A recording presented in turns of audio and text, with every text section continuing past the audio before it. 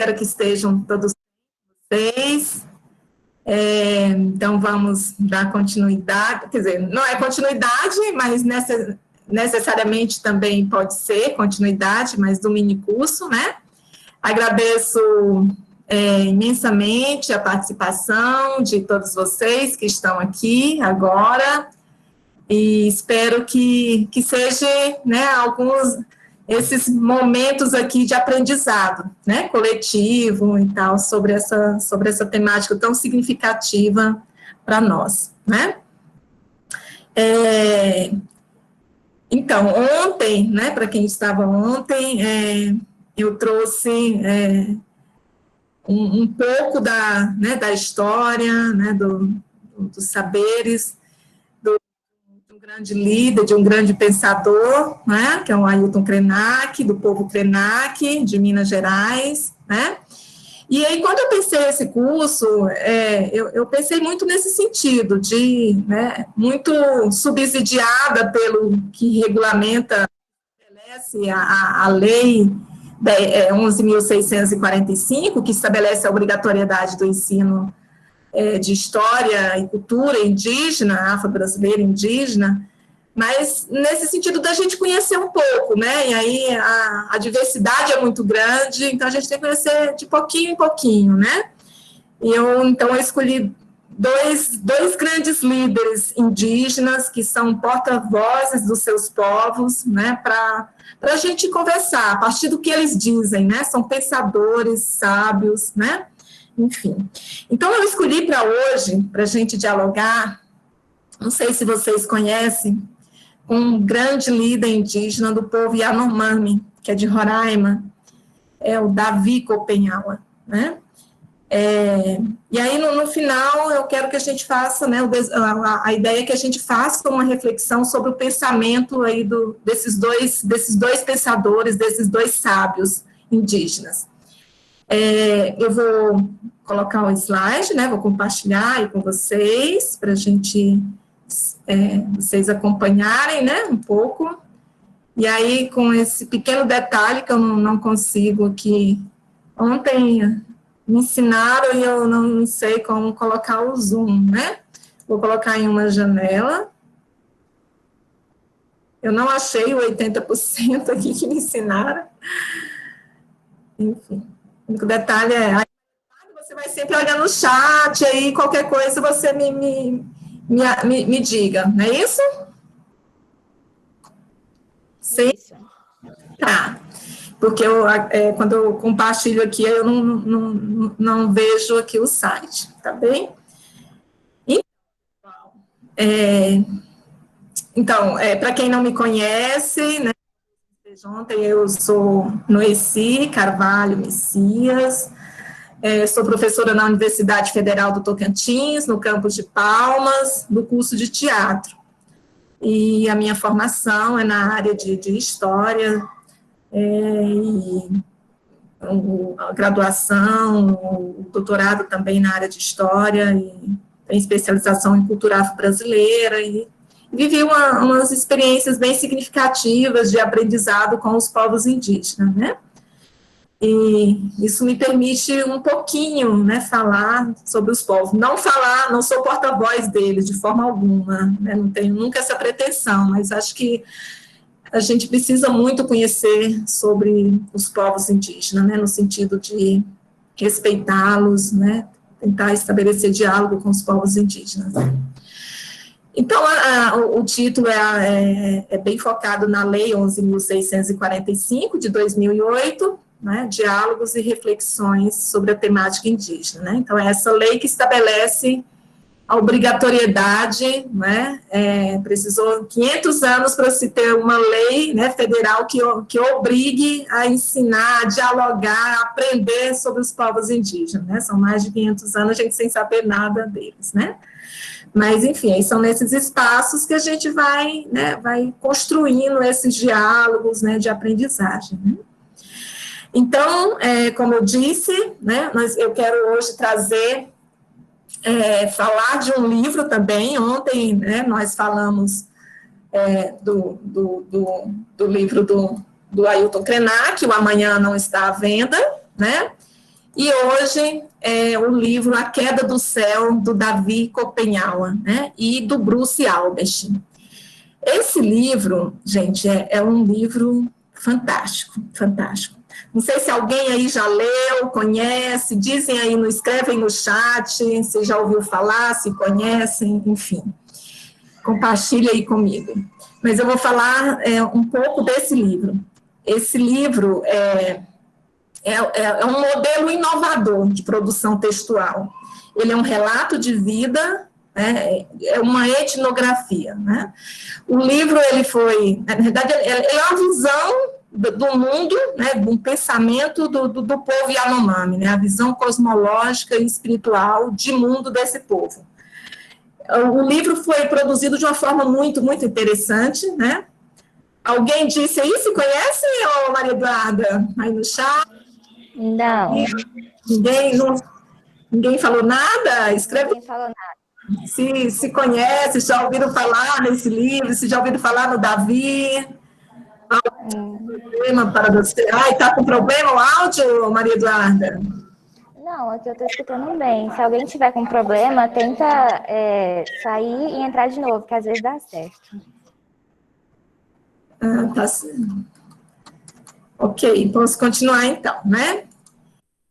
Então, o livro, ele foi traduzido da língua Yanomami, o Davi gravou em fitas na língua dele, na língua Yanomami, e o Bruce é um antropólogo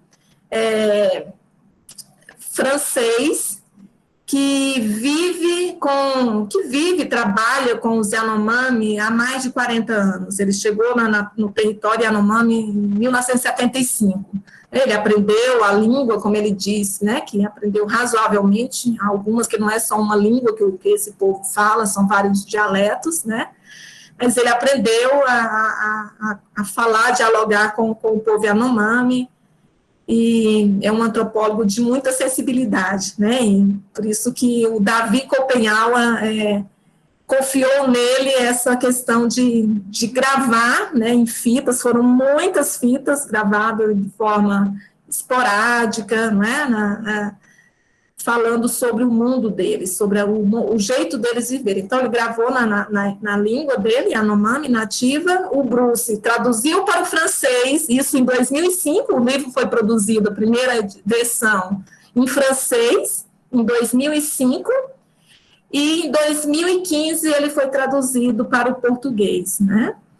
Eu li esse livro agora, no contexto da pandemia, acho que foi uma das coisas boas que eu fiz agora nesse contexto de isolamento, foi ler esse livro, né? Era um livro que estava desde 2015 em cima da mesinha, que eu querendo ler, né? Ali naquela fileira de livros que eu tinha intenção, gostaria de ler, e eu consegui lê-lo agora, nesse contexto de isolamento, né? De distanciamento, de isolamento.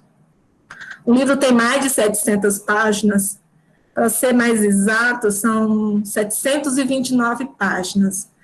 É uma sensibilidade poética o livro, né? A obra retrata, então, a vida, né, do narrador, que é o Davi Copenhaua. Ele narra desde a sua, né, infância, iniciação religiosa, né, ele é um xamã, ele é um grande xamã Yanomami, um pensador, um sábio Yanomami, né? Então, até chegar aí ao ápice, né, dele se tornar um líder Yanomami. Ele é hoje um grande líder Yanomami, né? Ele, então, como eu disse, ele é um xamã, em diversos momentos da sua vida ele vai simplificando, né, falando, narrando, né, então o livro vai falando de várias situações onde os antigos xamãs se mobilizaram os espíritos, né, para que a floresta permanecesse em equilíbrio. Então, ele narra vários episódios em sonhos, né, algo extremamente denso, né, gostoso. O livro está composto de 3 partes, né, a primeira parte, que chama o Devir o Outro, é quando ele relata os primórdios da vocação xamânica, né, dele se tornar um xamã, e a iniciação né, dele sobre a orientação do sogro, que é um grande xamã, né? Então, ele vai descrevendo como se deu esse processo, né? A segunda parte, a parte que é intitulada A Fumaça do Metal, é quando ele trata do encontro do seu povo, e depois, né, também dele com os brancos, que se deu nos anos, entre os anos de 1940 e 1960, especialmente no contexto dos anos de chumbo do governo militar, né? E a terceira parte é a parte que que é extremamente também densa, que é a queda do céu. Então, é o período realizado, né, por ele para denunciar os extermínios dos seus povos, né, e a devastação da floresta, né, da floresta amazônica. Então, ele sai nesse contexto, né, que ele está narrando, é quando ele sai da sua comunidade e vai visitar grandes cidades no Brasil, na Europa, nos Estados Unidos, enfim, denunciando, né, os massacres que o povo tem vivido, né? Desde criança, né, quando criança, Davi Copenhal viu seu grupo, né, sendo dizimado, seus povos, sua família sendo dizimada por epidemias sucessivas de doenças infecciosas, propagadas ainda nos anos 40, 50, por aí, do contato pelos agentes do SPI, que era o Sistema de Proteção ao Índio, e depois pelos membros de uma organização evangélica norte-americana, as Novas Tribos, né, que chegou já desde a década de 60, que se introduziu no povo com muita violência religiosa, de muita imposição religiosa. Então, ele narra esses episódios de forma extremamente densa, né? O livro é uma profecia, né? Então, ele fala do final dos anos 90, no final dos anos 80, mais de 1.000 Yanomami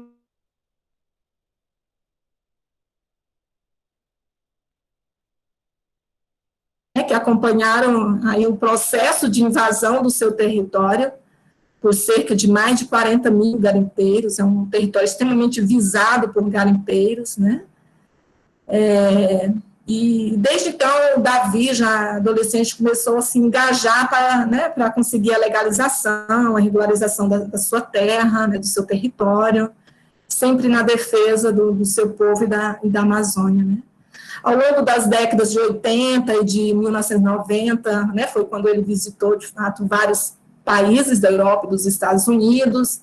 Em 88, ele recebeu um prêmio global, 500 das Nações Unidas, por sua contribuição à defesa do meio ambiente. Em 89, ele foi convidado para receber também pela ONG Survival, né, internacional, para ele receber um prêmio, né, que é um prêmio considerado equivalente a um prêmio Nobel alternativo, né, por ele atrair atenção internacional sobre a situação dramática do povo Yanomami no Brasil, sempre com as denúncias, né, que ele vinha fazendo. Em 92, na Conferência das Nações Unidas sobre o Meio Ambiente, e depois no Rio de Janeiro, né, também na ECO, né, em 92, ele obteve também um destaque, né, foi quando o território Yanomami foi homologado, né. Logo depois, ainda na década de 90, ele foi condecorado com a Ordem do Rio Branco, né, pelo presidente Fernando Henrique Cardoso, né, pelo seu mérito excepcional, pela sua atuação em defesa da floresta amazônica. Enfim, Davi é uma personalidade complexa, carismática, pensativo, né, ele é bem-humorado, enfim, ele é um porta-voz do seu povo, um grande líder, né.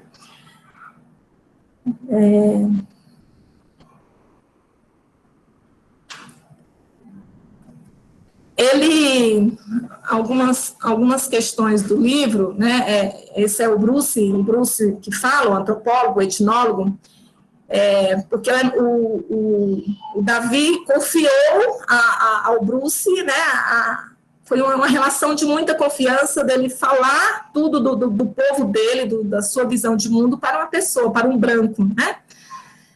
Mas o Bruce diz assim, ó, que no momento crítico de sua vida e da existência do seu povo, Davi resolveu, em função de meu envolvimento intelectual e político junto aos Yanomami, confiar-me suas palavras.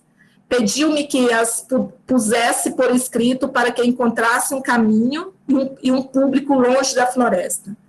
Desejava, desse modo, não apenas denunciar as ameaças que sofrem os Yanomami e a Amazônia, mas também, como um xamã, lançar um apelo contra o perigo que a voracidade desenfreada do povo, da mercadoria, é assim que ele designa os brancos, nós, os não indígenas, né, o povo da mercadoria, né?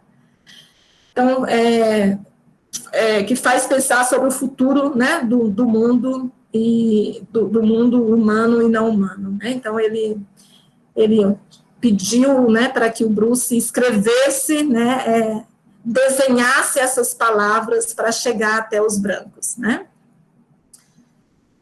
A epígrafe desse livro é muito interessante, que é uma fala do Davi, eu quero lê-la também, eu vou ler vários trechos, né, só para vocês situar um pouco da densidade desse livro e da profecia desse livro, né? Ele fala assim: a floresta está viva, só vai morrer se os brancos insistirem em destruí-la. Se conseguirem, os rios vão desaparecer debaixo da terra, o chão vai se desfazer, as árvores vão murchar e as pedras vão rachar no calor. A terra ressecada ficará vazia e silenciosa. Os espíritos chapiri, que são os espíritos Yanomami, que descem das montanhas para brincar na floresta em seus espelhos, fugirão para muito longe. Seus pais, os xamãs, não poderão mais chamá-los e fazê-los dançar para nos proteger. Não serão capazes de espantar as fumaças de epidemia que nos devoram. Não conseguirão mais conter os seus maléficos, que transformarão a floresta num caos. Então morreremos um atrás do outro, tanto os brancos quanto nós. Todos os xamãs vão acabar morrendo. Quando não houver mais nenhum deles vivos para sustentar o céu, ele vai desabar. Então é nessa densidade que todo o livro ele é escrito, né? Você vê que ele fala, né, de um outro modelo de sociedade, de um outro modelo de desenvolvimento que não esse que depreda como a nossa sociedade, né? Tudo bem? Posso continuar? Tá tudo tranquilo, Maria Eduarda? Tá tudo tranquilo, pode continuar. Também. Então, só reforçando, né, que uma foto do Davi, eu vou passar agora mesmo os vídeos, vou passar alguns vídeos pequenininhos, né? O Davi, então, é uma liderança Yanomami muito influente, um xamã muito respeitado nacional e internacionalmente, é defensor incansável da terra e do direito Yanomami, continua zelando com rigor pela tradição dos seus maiores, dos seus xamãs maiores, né? Em particular do seu saber xamânico, né? Que ele é um xamã, né? Então, vamos ver um pequeno vídeo para a gente conhecer um pouquinho o Davi, por gentileza, Maria Eduarda, o primeiro. Vou fechar o meu áudio aqui.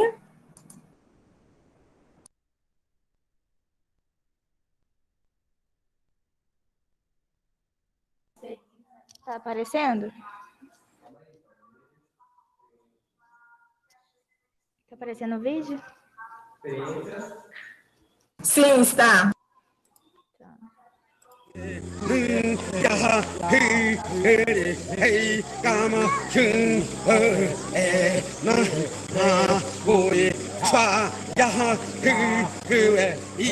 Para mim é muito importante usar nome. Então, meu nome é Davi Copenau Yanomami. Copenau significa marimbondo que pica da gente. Um guerreiro. Guerreiro para lutar, para proteger seu povo.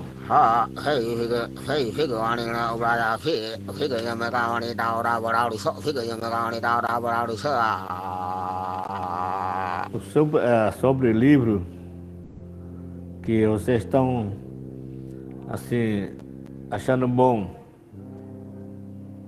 as palavras diferentes, o pensamento diferente. Eu tenho um amigo chama de Bruce. Ele topou me ajudar para escrever.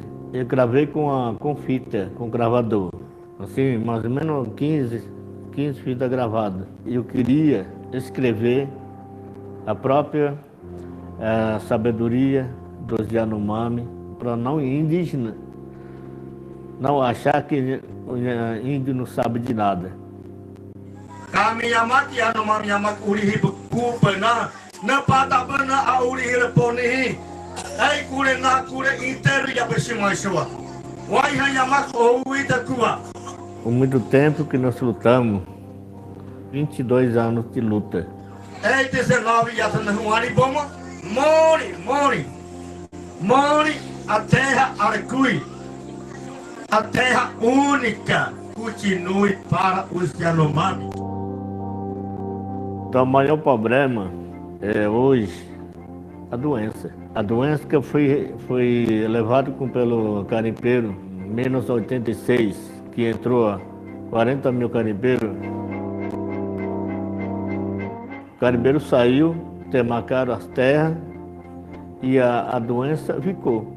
Sobre garimpo na terra Yanomami é muito preocupante. O mercúrio que é derramado no cabeceiro dos rios, essa mercúrio é um veneno. Veneno para todo mundo. Para o rio, para peixe, para a gente e para você também. Então é isso que está acontecendo. Eu pedi ao Ministério da Saúde para tratar os Yanomami na comunidade. Então isso não está acontecendo, porque não tem equipamento de saúde. Não tem microscópio, máquina para examinar, não tem um médico que conhece a doença. Como não tem recurso da FUNAI, não tem dinheiro, ninguém trabalha. Tem que ter dinheiro. Tem que ter dinheiro na mão para poder continuar a retirada os garimpeiros na terra Yanomami.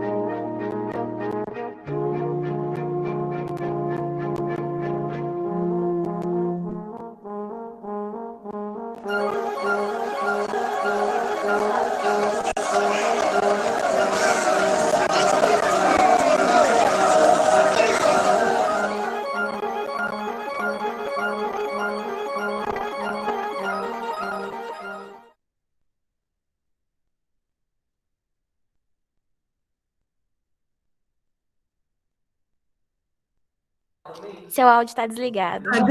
Desculpa, gente, perdão.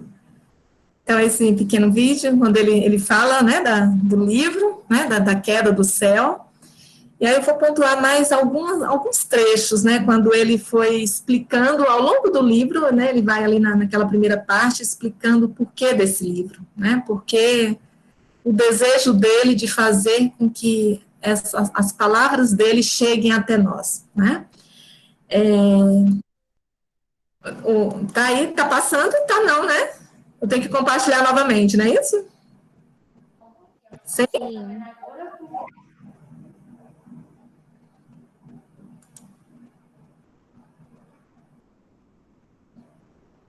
Tá apresentando.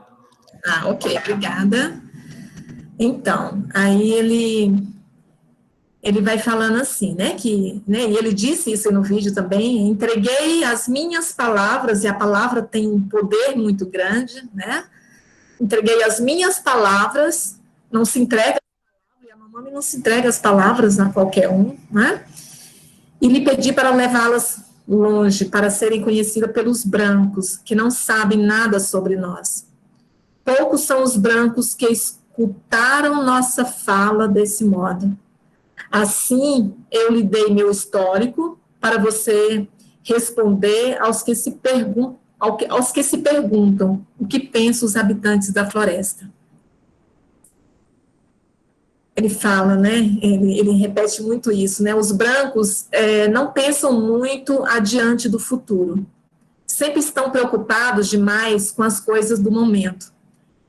vocês observem como que há muita sintonia no pensamento, como o Ailton Krenak, né, nessa questão de pensar o mundo, né, ao longo de muitos anos, né, e não somente no tempo presente de forma fragmentada, né. Então ele diz isso, né, estão sempre preocupados, né, demais com as coisas do momento. É por isso que eu gostaria que eles ouvissem minhas palavras através dos desenhos, né, que são as letras que você fez delas, para que penetrem em suas mentes. Poucos são os que se perguntam o que pensam, isso eu já falei, o que pensam os habitantes da floresta. Aí ele continua, né, isso logo, né, no começo, para que minhas palavras sejam ouvidas longe da floresta, fiz com que fossem desenhadas na língua dos brancos, ou seja, escrita na língua dos brancos. Talvez assim eles, afinal, as entendam, e depois deles, seus filhos, e mais tarde ainda, os filhos de seus filhos. Desse modo, suas ideias a nosso respeito deixarão de ser tão sombrias e distorcidas, e talvez até percam a vontade de nos destruir. Né? Eu acho isso muito intenso, né?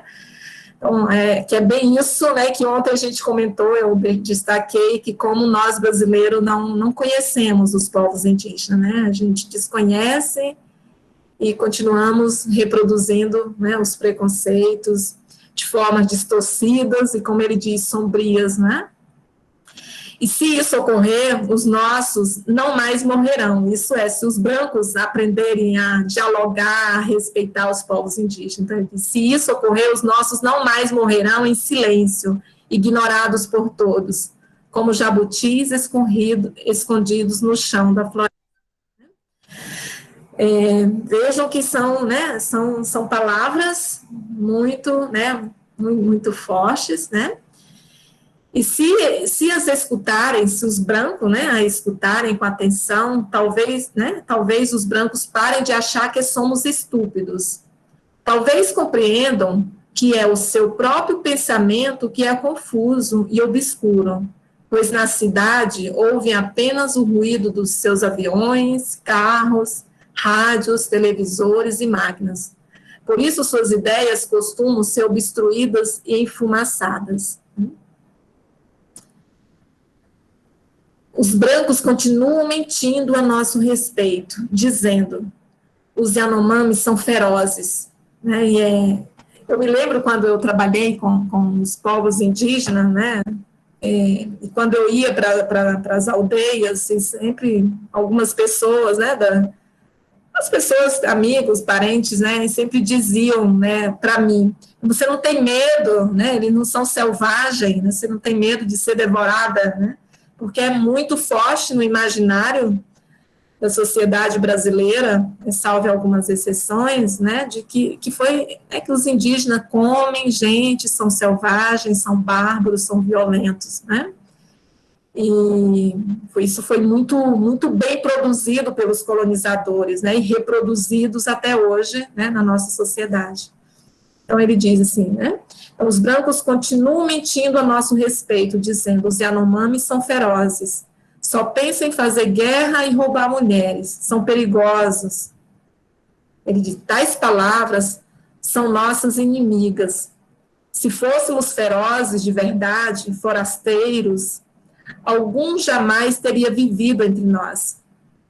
Ele fala de pessoas brancas, inclusive o próprio Bruce, né, que vive com eles há mais de 40 anos, e tantas outras pessoas, né, que visitam, né, amigos, né. Ao contrário, tratamos com amizade os que vieram à nossa terra para nos visitar, moraram em nossas casas e comeram nossa comida. Então, ele ao longo do livro, ele vai, dessa primeira parte, ele vai argumentando isso e mostrando, né, o jeito de ser dos Yanomami, que se contrapõe a esse imaginário, né, não indígena, de desconhecimento dos povos indígenas. Né.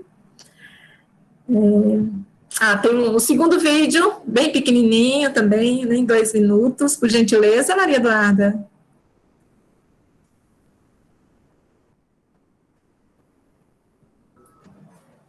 Só apresentar. Sim.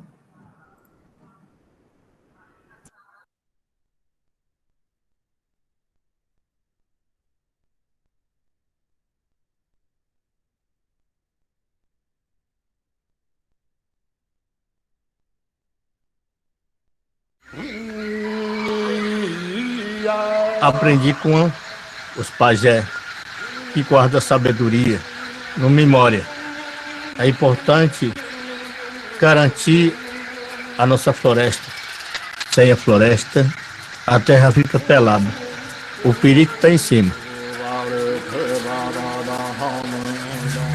A poluição da cidade, a destruição da subsolo. Chega lá em cima, no peito do céu, cai no terra, ou cai no mar, ou cai na floresta, ou cai na cidade. E todo mundo fica doente. Nós, pajé, cuidamos onde tem um perigoso.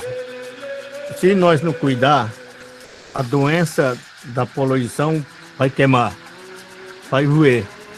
E nós cuida para não aumentar o buraco do céu.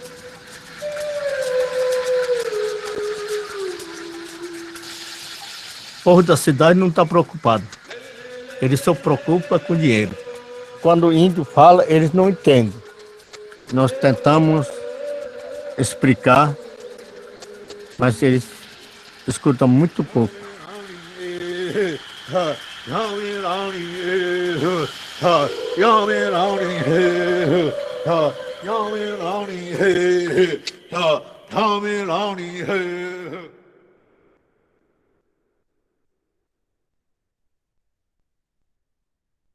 Ok. Tem que voltar aqui de novo, né?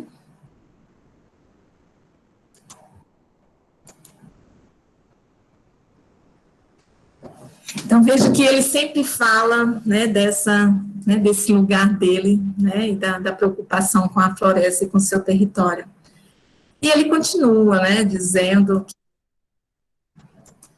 que os brancos, né, não os entendem, né, que ele gostaria muito que nós brancos compreendessem a eles, né. Ele fala assim: os Yanomami são gente diferente de nós, né, dos brancos, né, e, no entanto, suas palavras, né, os Yanomami são retas, são claras, né, agora entendemos o que eles pensam, né, isso, quando os brancos conhecerem, né, são palavras verdadeiras, a floresta deles é bela e silenciosa, né, ele vai falando que ele gostaria que os brancos percebessem isso, né, sentisse isso dos Yanomamis, né.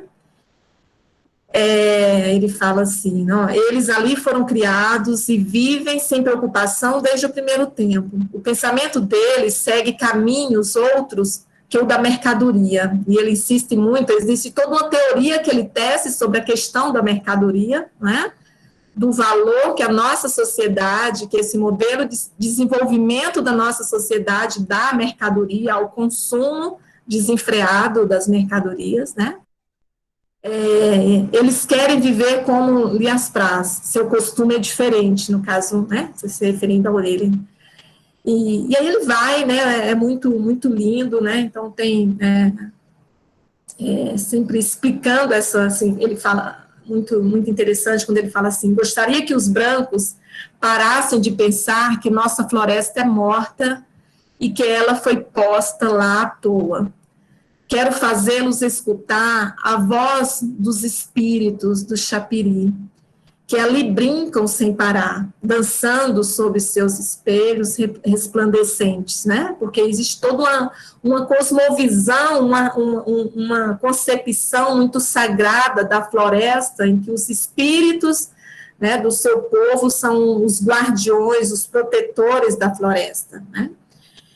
Ele fala, quem sabe assim eles queiram, né, os brancos, defendê-las, a floresta, conosco, né? Quero também que os filhos e filhas dele, dos brancos, entendam nossas palavras e fiquem amigos dos nossos, para que não cresçam na ignorância.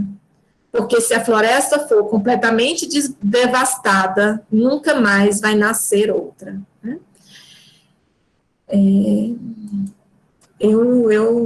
Isso para mim é sempre muito, não sei se vocês sentem, mas é difícil. Ó. Lendo esse livro, por vários momentos eu não dava conta, parava, caía no choro, porque é muito intenso. A passagem que ele narra, especialmente o contexto dos anos 60 e 70, do regime militar, morreram muitos Yanomami com epidemias levadas pelos militares, foram muitos, de cortar o coração, né, cortar a alma, né, com os relatos dele, né. E ele continua falando muito dessa questão da floresta, né, somos habitantes da floresta, nossos ancestrais habitam as nascentes dos rios muito antes de os meus pais nascerem, e muito antes do nascimento dos antepassados dos brancos. Antigamente éramos realmente muitos, e nossas casas eram muito grandes. Depois, muitos dos nossos morreram quando chegaram esses forasteiros com suas fumaças de epidemias e suas espingardas. Ficamos tristes e sentimos a raiva do luto demasiadas vezes no passado. Às vezes até tememos que os brancos queiram acabar conosco. Porém, a despeito de tudo isso, depois de chorar muito e de pôr a cinza de nossos mortos em esquecimento, podemos ainda viver felizes. Os Yanomami têm um jeito, todos os povos, né? Cada povo tem seu jeito de celebrar os mortos. E os Yanomami têm um jeito extremamente complexo, e quando eu estou falando complexo, não é questão de ser difícil, é elaborado, né? De celebrar os rituais fúnebres, né, são extremamente intensos, né, de fazer a cinza dos mortos, de celebrar isso, é algo extremamente elaborados, né, e nesses contextos que houveram de morrerem muitos, né, por conta das epidemias que eram levadas, das doenças, ou das mortes provocadas pelos militares, né, morriam muitos, milhares, né, eles não conseguiam, não tinham tempo de vingar a morte, né, como eles dizem, porque eram muitas mortes, né, e eles viveram com essa morte, mas ele insiste, mas mesmo assim, depois do esquecimento desse luto, a gente ainda volta a ser feliz, né. Essa coisa da floresta ser o guardião, né, essa relação intensa dos espíritos com a floresta, com os mortos, né. Eu acho que essa questão do luto, a nossa sociedade, ela está vivendo, sentindo um pouco, talvez, não sei se um pouco, agora nesse contexto da pandemia, né, de não velar os mortos, né, quantas famílias sem conseguir velar os seus entes queridos, né, e isso é algo muito, uma das coisas muito doloridas desse contexto da pandemia, né. E o que ele fala é que ele já vive isso muito anterior a essa pandemia do Covid, né, do Covid-19. Né. Mais um pouquinho. Ele diz, olha, hoje os brancos acham que deveríamos imitá-los em tudo, mas não é o que queremos. Eu aprendi a conhecer os seus costumes desde a minha infância e falo um pouco sua língua. Ele aprendeu a falar o português, ele fala razoavelmente português, né, ele trabalhou como tradutor ali entre a FUNAI, né, e algumas pessoas que chegavam, né, então ele fala o português, né, nem todos os Yanomami falam, né, o português, mas não quero, né, ele continua, não quero de modo algum ser um deles, ou seja, não quero ser branco, né, a meu ver, só poderemos nos tornar brancos no dia em que eles mesmos se transformarem em Yanomami. Olha só que desafio, né, que ele coloca, né, e colocando para a gente, né, a importância de se colocar no lugar do outro, né. Sei também que se formos viver em suas cidades, seremos infelizes. Então, eles acabarão com a floresta e nunca mais deixarão nenhum lugar onde possamos viver longe deles. Não poderemos mais caçar nem plantar nada. Nossos filhos vão passar fome. Quando penso em tudo isso, fico tomado de tristeza e de raiva.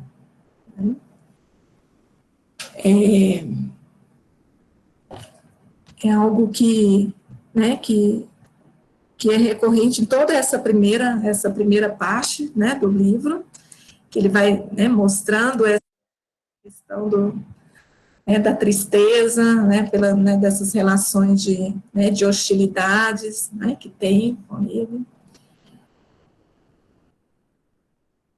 Tem uma parte, né, que é muito legal, que quero pontuar aqui.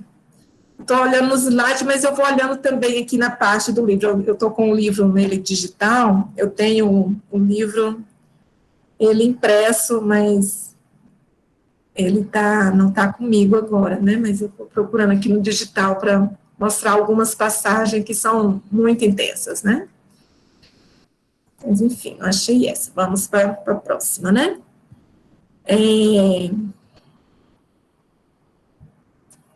Tá? Tá. Vamos a um outro videozinho, né? Esse vídeo é um pouquinho mais longo, né? Mas eu te peço vocês que escutem, né? Que escutem o Davi, né? Escutem as palavras do Davi, por gentileza. Então, o terceiro, Maria Eduarda, querida, obrigada.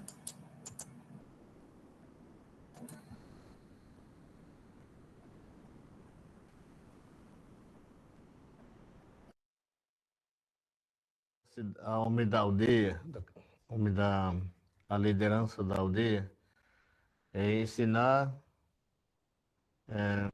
aula para nós, se chama Wayamun. Ensinar Wayamun, Yamun e Rimu. Três ensinamentos de nós chover Yanomami, mas é muito difícil. A escola da ensinamento de Yanomami, que ser boa cabeça para aprender. Ele ensina outra coisa, para cantar. Cantar e tempo da festa, cantar e dançar e falar, as comunidades ouvir, comunidade conhecer, assim, se gostar. E, e outro ensinamento é muito difícil, se chama Xabiri. Xabiri é tem que tomar Yakuana, mas Yakuana ele trazer coisa boa, o caminho bom para sonhar, para conhecer o mundo, para conhecer o universo. Esse ensinamento é muito, é frágil, como você fala, é frágil, para não quebrar, tá, para não quebrar feite, que a gente tá ligado com a floresta. Xabiri é muito coisa muito forte para nós sofrer. E eu sofri muito. Xabiri para tomar Yakuana para sofrer. Sofrer, aprender. Não é para assim, sofrer à toa, não. Para aprender. Aprender e conhecer Xabiri e ouvir canto do Xabiri, como o professor Pata falou para nós, então, que cobrir. Que cobrir ordem do professor Xabiri. Então, assim que as comunidades do Yanomami dá aula para nós.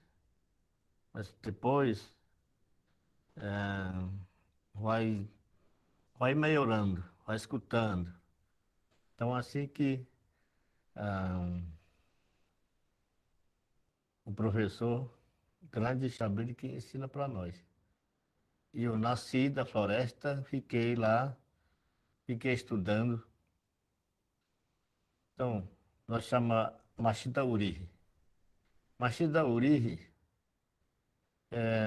nós costumados falar, nosso indígena, a mãe terra. A terra que deixou nascer nós. Sem terra ninguém nasce. Então, para nós é prioridade a terra que é a nossa mãe terra. Então, é ali que nós nascemos. Até nós estamos acostumando a nascer nossos filhos. Penacamo Burwal. Ele é um caminho só. O branco da cidade, ele pensa diferente. Ele estuda diferente. A escola pública, diferente. A escola pública na cidade, para conhecer, aprender assim, língua capitalista. Língua capitalista é de vocês. Aprender a pilotar, aprender a dirigir, aprender a escrever, aprender a cantar, aprender a usar máquina, aprender a destruir, aprender poluir rio. Esse é o papel do conhecimento do homem da cidade. Nós, homem da floresta, se chama Omam. Omam é rei da floresta. Omam, rei da floresta, ele escolheu um caminho bom. Caminho bom para povo indígena viver. É por isso que a gente conhece. Não é só hoje, não. Isso aí há muitos 500 anos atrás que nossos pais já conheciam. Já escutavam até a cultura. Um branco fala cultura. Nós, Yanomami, fala Larotema.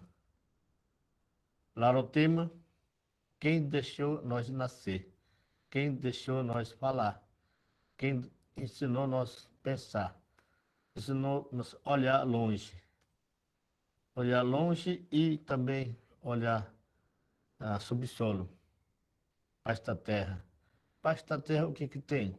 É água. Água que está lá, tudo limpinho, bem, bem a natureza que deixa bem beleza, né? Tudo bem feito. Eu gosto de responder assim. Eu defendo a sabedoria da, da, do povo Yanomami. Eu defendo a sabedoria do povo indígena do Brasil.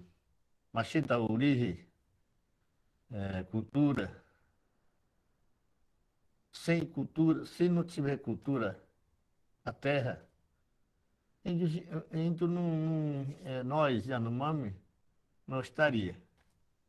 Ninguém sabe falar, sabe pensar, porque nós, primeiro Yanomami, que nasceu aqui em nosso país, do Brasil, que o Mami deixou a nossa semente para ter a nosso conhecimento, próprio nosso pensamento, próprio nosso olhar, a mãe, a grande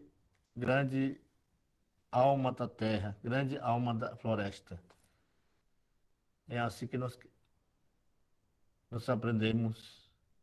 Até hoje nós estamos ah, cuidando, cuidando para não deixar acabar, não deixar destruir. Porque a terra é fundamental.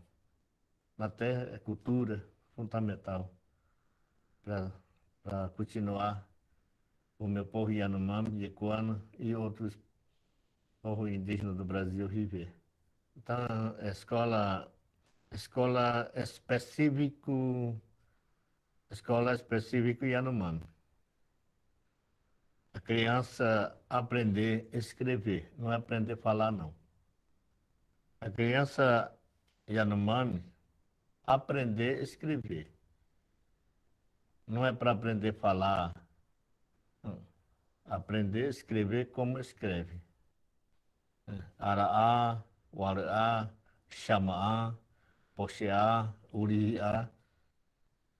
Esse é bom, esse é muito importante a criança Yanomami aprender a escrever, para manter funcionar, para manter segurar a própria língua dele.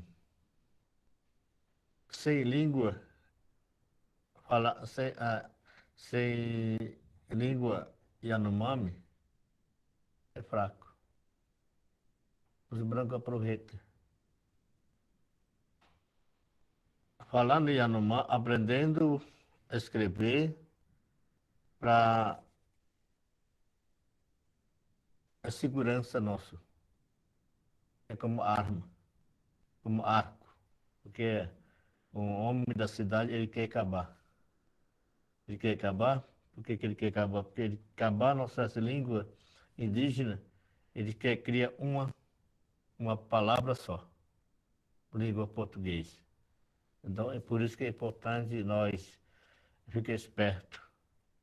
Já não pode deixar esquecer a língua própria e já não também que quer aprender a escrever para a continuar ensinando nossos filhos, nossos netos. E também que quer aprender a falar português, porque é branco não enganar nós. Que sabe contar, saber fazer matemática, que homens da cidade, eles são muito inteligentes, eles são muito espertos para poder acabar com nós. Então, que nós estamos preparando para isso. A criança Yanomami, ele não está só aprendendo só escola, não, mas tem escola. Se chama aula magna. Aula magna é um terreiro grande.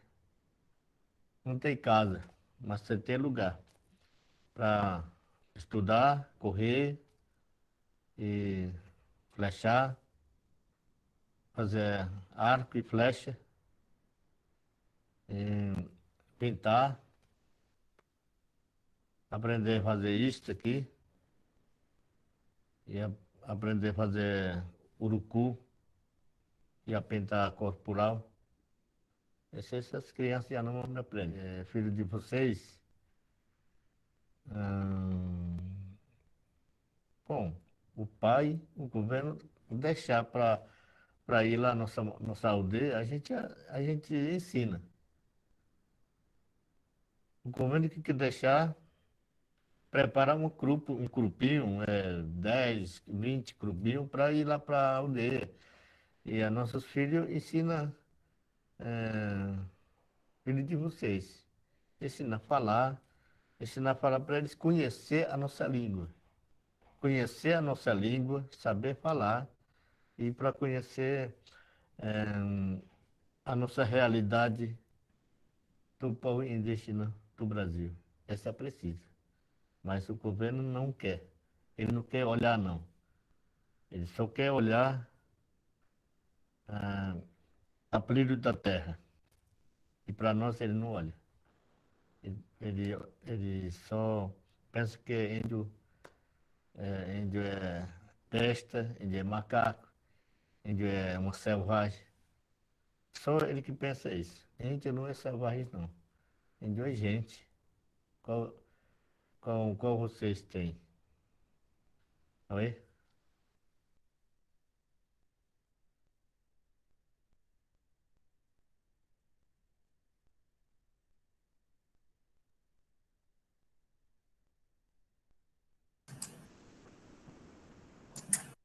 Então, gente, eu acho muito, muito profunda, muito intensa essa, né, a fala dele. Quando ele fala da importância da língua, ontem eu destaquei isso, para quem estava aí deve se lembrar, quanto que é importante a língua para qualquer povo, né? E os Yanomami, os povos indígenas do Brasil, eles têm consciência disso, né? Do quanto que a língua é um instrumento de luta, né? De manter a língua, né? A língua nativa, mas também aprender a falar o português. Eu me lembro de um indígena que ele disse assim, olha, nós aprendemos a falar o português para poder dialogar com vocês. Sabe, eu acho assim que é um tapa, né, como diz a gente, um tapa com luva de pelica, né? Eles estão sempre se abrindo para o diálogo com a sociedade não indígena, né?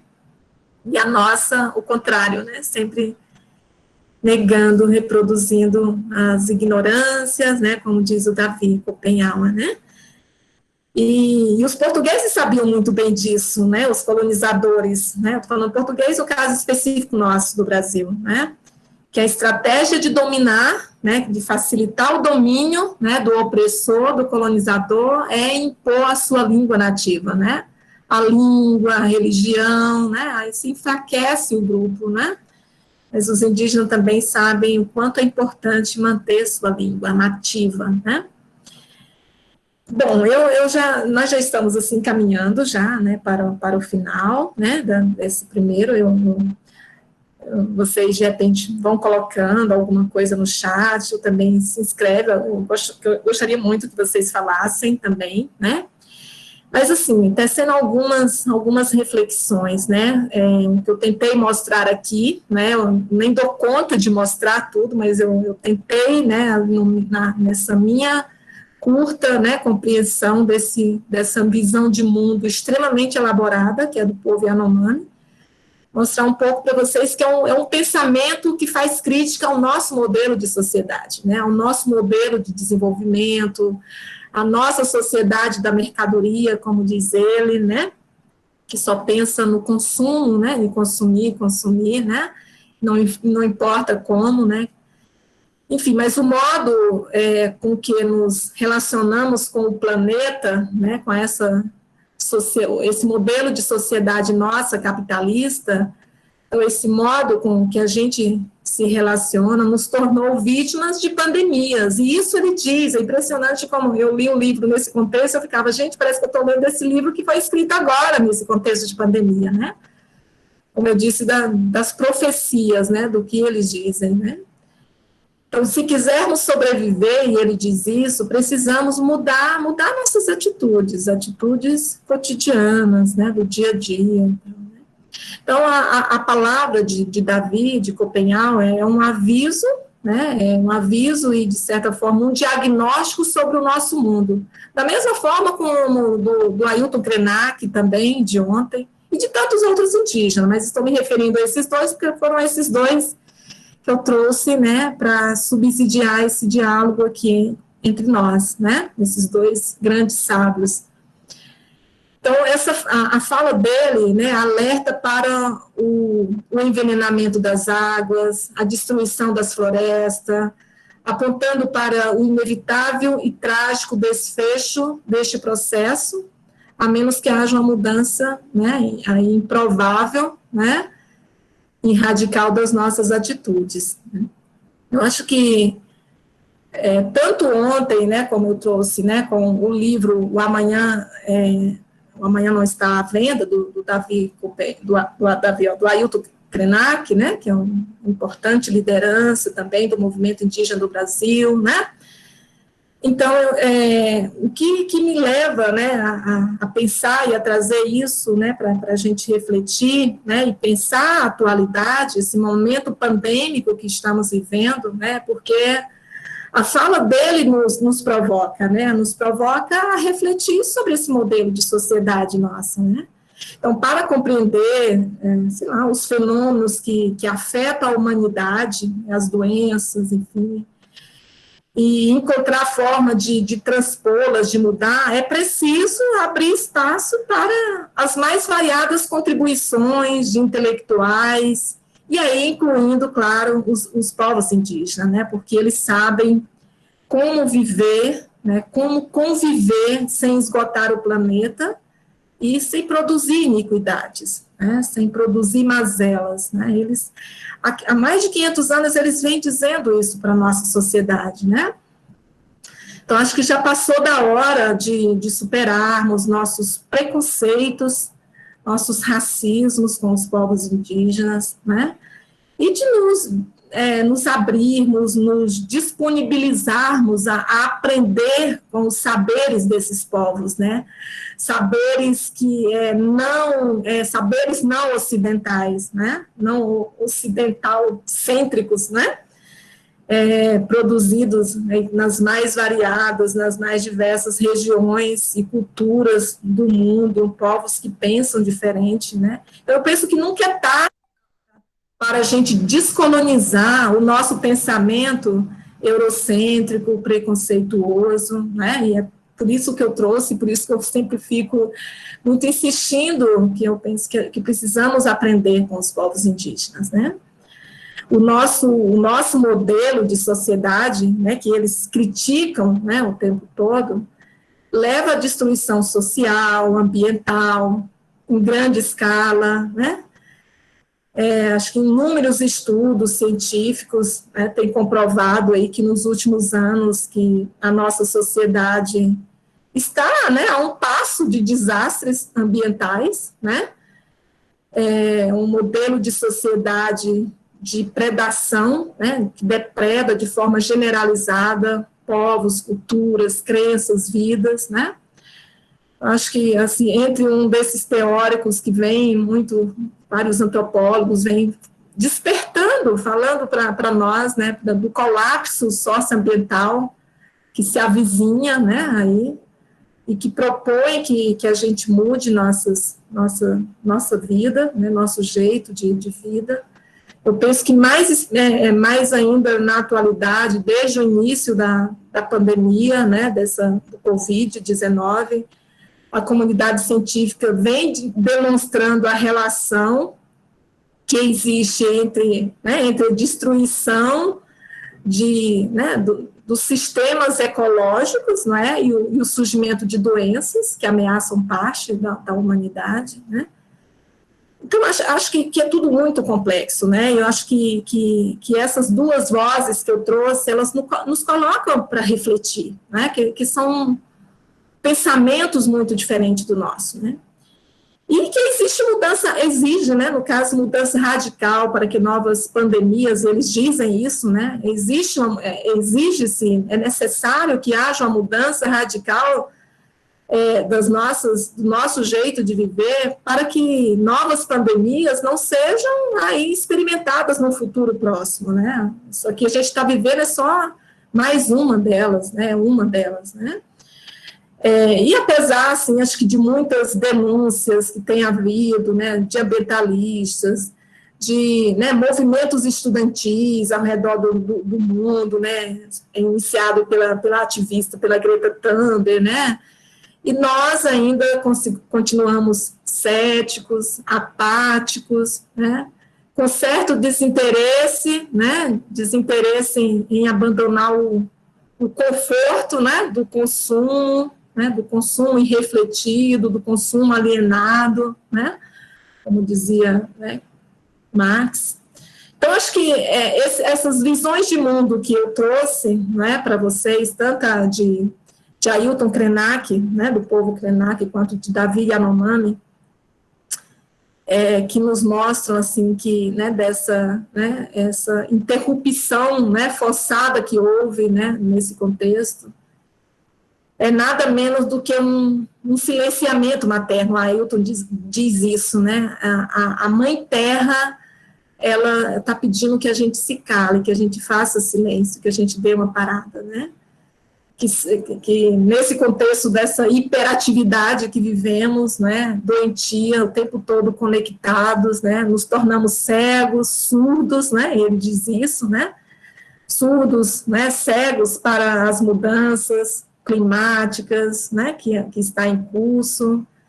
A Amazônia está acabando, sendo destruída, cheia de garimpeiro, e a gente continua, né, céticos, né, sem acreditar. Acreditamos no mito, que diz que não pode parar, né? E que, embora, né, se apresente assim como um desafio da história humana, ainda se torna uma preocupação, né, muito grande, e eles nos mostram isso, né? Eu espero ter conseguido mostrar isso para vocês por meio das falas deles, né? Eles dizem que há tempos, né, não só eles, mas há tempos diversos povos indígenas, diversas culturas que são regidas pelo ciclo da natureza, né, eles são regidos pelo ciclo da natureza. Eles têm uma relação extremamente intensa, né, a natureza, a floresta para os Yanomami é sagrada, né, eles fazem festa, dança, toda uma relação, e os espíritos são os guardiões da floresta, né, eles, os espíritos deles, né. Na medida que se destrói a floresta, o céu cai, o céu desaba, né? E as doenças virão, né? Então, há muito tempo que eles, né, denunciam que a Terra, né, passa por, né, por transformações, que ameaçam, né, a possibilidade de viver, né, de continuar a vida, né? E a gente, nossa sociedade, né, ao invés de ser, né, de ouvi-los, né, a gente continua aí nos nossos reiterados, né, processos, né, de violência com os povos indígenas, enfim.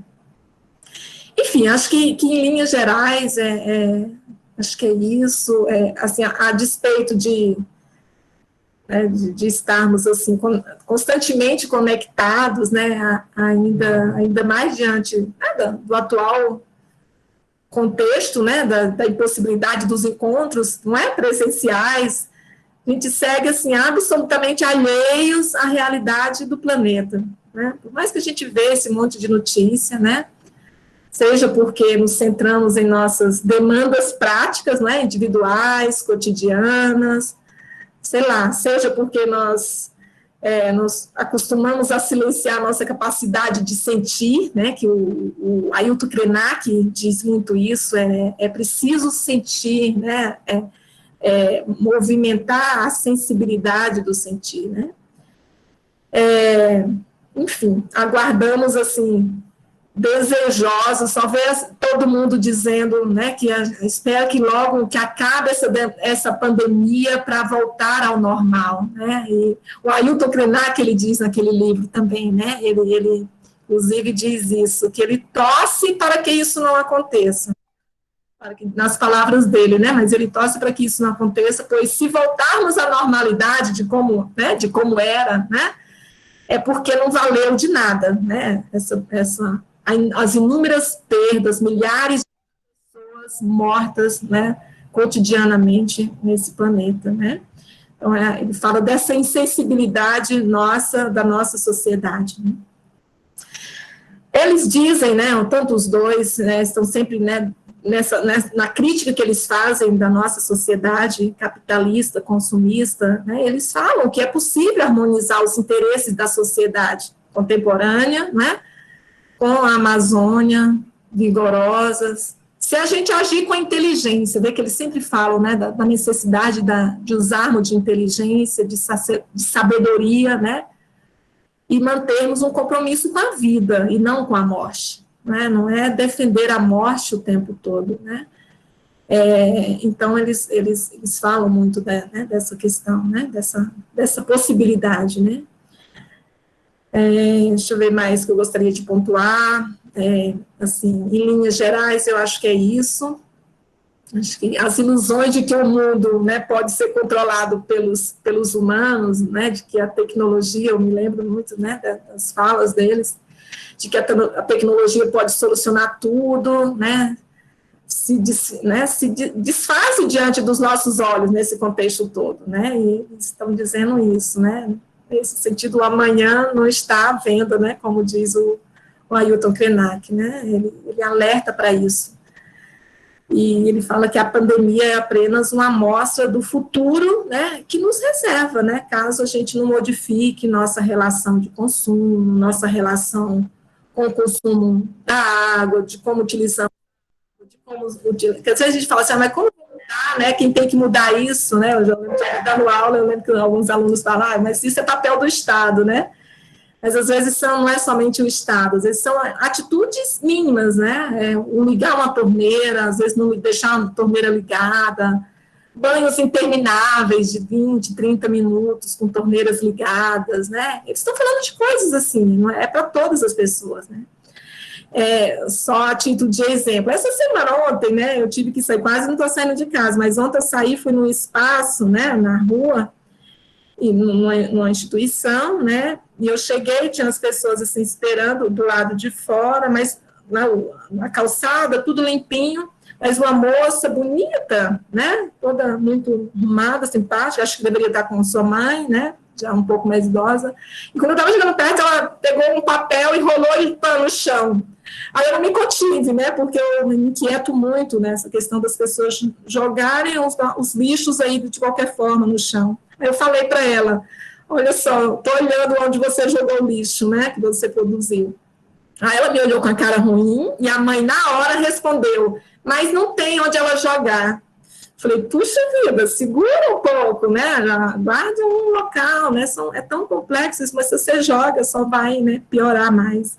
Então, o papel de balinha que a gente joga na rua, ela contribui para doenças, para entupir esgotos, né? Então, são essas mudanças que eu entendo que eles estão falando, né, também essas, né, nossa, falam de uma mudança geral de modelo de sociedade, mas também nossa, né, acho que é por isso que eles dizem, né, que a gente continua muito insensível, alheios inclusive a nós, né.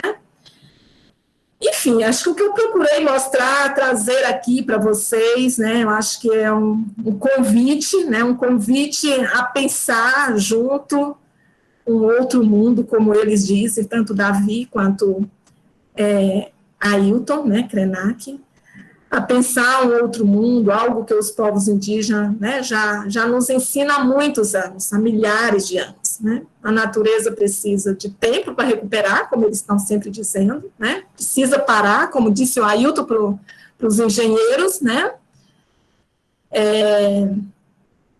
para que ocorra a recuperação. A sugestão é parar as atividades, enfim, não sei, né, para que ameaça os rios, as florestas. Enfim, acho que compreender esses argumentos desses grandes sábios, do Krenak, do Davi Copenhague, né, compreender esses argumentos dele não é nada fácil, né. Eu acho que são argumentos que nos colocam, assim, a urgência de não mais aceitar as coisas, né, como estavam, né. Não é natural, né, não é natural as desigualdades sociais, não é natural, as pessoas, né, a pandemia tem mostrado escancaradamente as desigualdades sociais desse país nosso, né, isso, e eles dizem, isso não é natural, isso não pode ser, né, o modo de vida que a humanidade escolheu, né, essa humanidade capitalista, que abandona a própria sorte, os mais vulneráveis, né, governos extremamente insensíveis com a vida, né, dos menos favorecidos, né, isso é inadmissível, né, isso é doloroso, né, e para mim é doloroso concordar com Ailton Krenak, quando ele diz assim, que nós brancos, não indígenas, somos piores do que a Covid, né, ele diz isso, né, porque somos destrutivos, a gente destrói, né, o planeta, somos predatórios, né, a gente vai, digamos que vamos lá nos azuis, né, eu estava falando com a Regiane, né, no começo, né, eu lembro um dia nos azuis, lindo aquele lugar, e tinha um grupo de pessoas que elas iam ali, bebendo cerveja, comendo e jogando todo o lixo na beira dos azuis. Né? Então, somos destrutivos, né? Eu vou para aproveitar de um lugar maravilhoso e nem o meu próprio lixo eu cuido, né? Então, acho que é isso, o que essa pandemia nos ensina, acho que a fala desses dois sábios, ela nos provoca, pelo menos a mim me provoca muito, né? Fala que é necessário ter silêncio, é tempo de recolhimento, é tempo de respeitar os nossos limites, é tempo de ter solidariedade, né, com os nossos pares, é tempo de parar, de destruir, né, é tempo de contar história para as nossas crianças, né, eu acho que eles dizem isso, né, e as coisas não, enfim. Eu acho que em linhas gerais é isso. Deixa eu ver se ainda tem mais alguma coisa. Só finalizando o último aqui, né? Então, para compreendermos os fenômenos que afetam a humanidade, isso é o Davi que fala, para compreendermos uma interpretação do que ele fala, né? Para compreender os fenômenos que afetam a humanidade e encontrar forma de mudá-los, é preciso abrir espaço para as mais variadas contribuições, que eu já falei, né? Dos indígenas e de vários, né, outros, né? E aí, eu acho que, finalizando mesmo, eu faço esse convite, essa provocação também. Leiam Krenak, divulgam Krenak, né? Leiam Davi Copenhal, divulgue Davi Copenhal, né? Acho que eles têm muito a nos ensinar, muito, mas muito mesmo, né? Eu acho que é isso. Muito obrigada. Aí eu gostaria, assim, agora da gente abrir para a gente conversar, para trocar experiências, para vocês dizerem o que pensam, perguntas, não vou dizer que eu sei responder, né, eu acho que ninguém é melhor para falar sobre, né, dos povos indígenas do que eles próprios, né, o que eu faço, de certa forma, é uma provocação para a gente aprender um pouco a dialogar, né, aqui acho que todo mundo são de instituições de ensino. Se a gente for para a UNIG, com certeza tem vários indígenas estudando, a UFT, o IFPO, né, são instituições que têm indígena. Não sei se aqui na nossa sala tem algum indígena, poderia se apresentar, se tiver, poder trocar experiências com a gente, por gentileza. Enfim, ou pessoas que já, né, que têm desenvolvido trabalhos, vivências com os povos indígenas, aprendizados com os povos indígenas, que pudessem compartilhar com a gente, né? Professora? Sim? Eu queria falar um pouco, assim, sobre algumas coisas que eu acho e que deveriam ser pontuadas, né?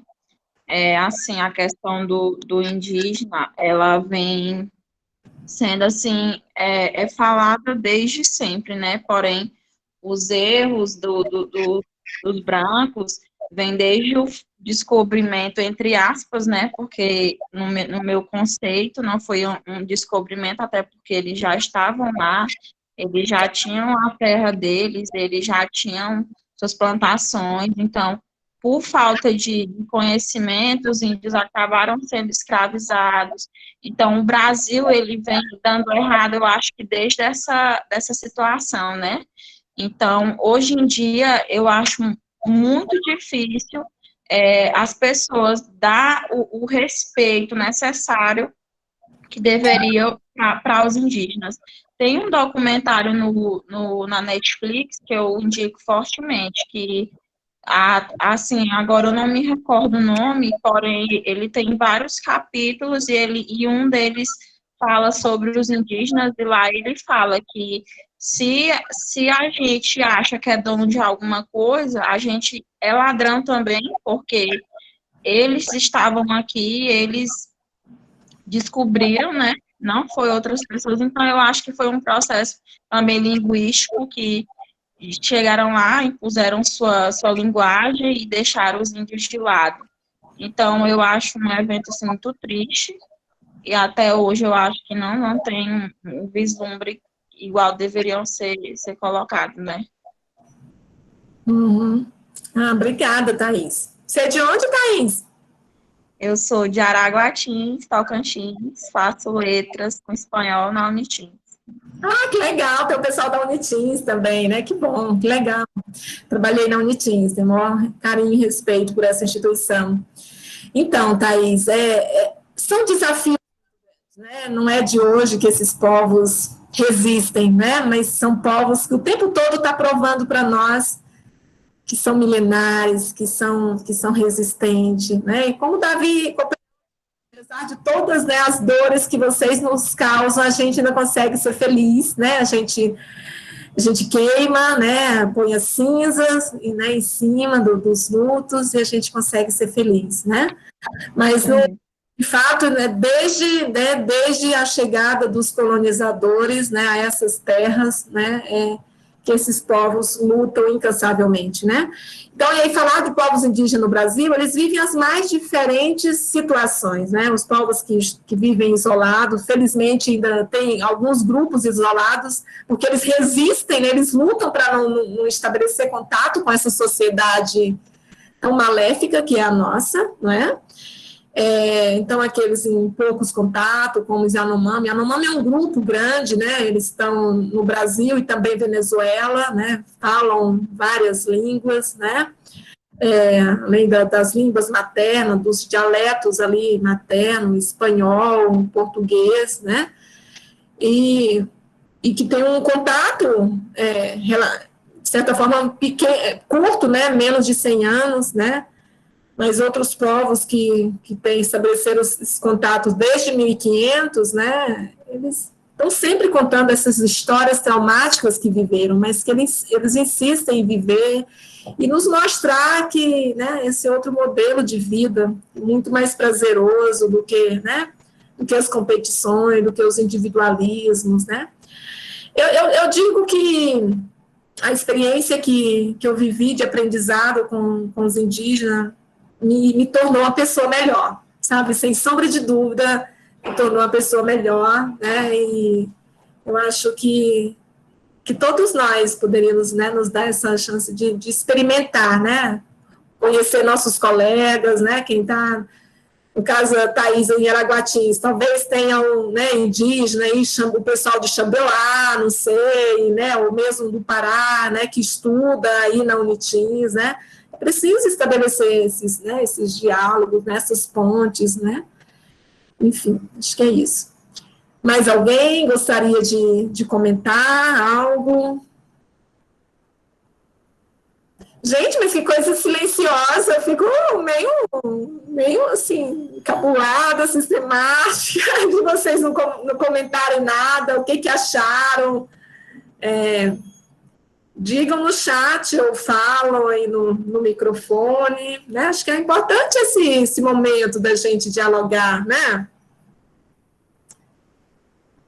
O que vocês sabem, né? Aí, das experiências com os povos indígenas. Regiane, que a gente conversou no início, compartilha aí, acho que você tem umas experiências tão bacanas, compartilha com a gente, por favor. Não sei se você ainda está aí.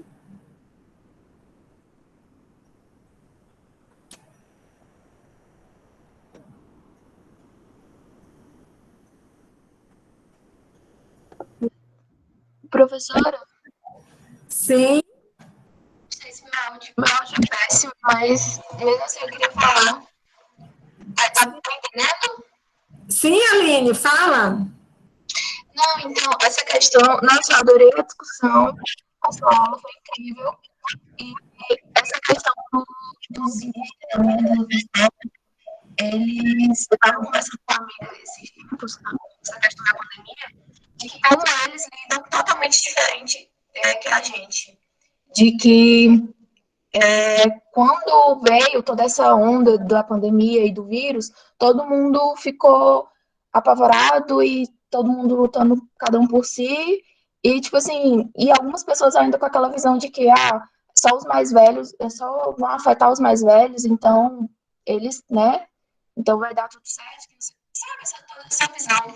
E aí, eles trabalham de forma que a visão deles de o vírus, as pessoas mais velhas são mais vulneráveis a esse vírus. Então, eles estavam, tipo, as tribos aqui perto, né, de onde eu moro, eles estavam trabalhando as crianças, preparando elas para o futuro. Porque se o vírus chegar a gente, neles no caso, e os mais velhos, tipo, irem, as crianças vão estar preparadas para lidar com isso, sabe? A diferença da visão deles para a gente disso, de como eles trabalham ainda, é totalmente diferente da gente. E aí, era só isso mesmo que eu lembrei. Eu achei muito interessante isso.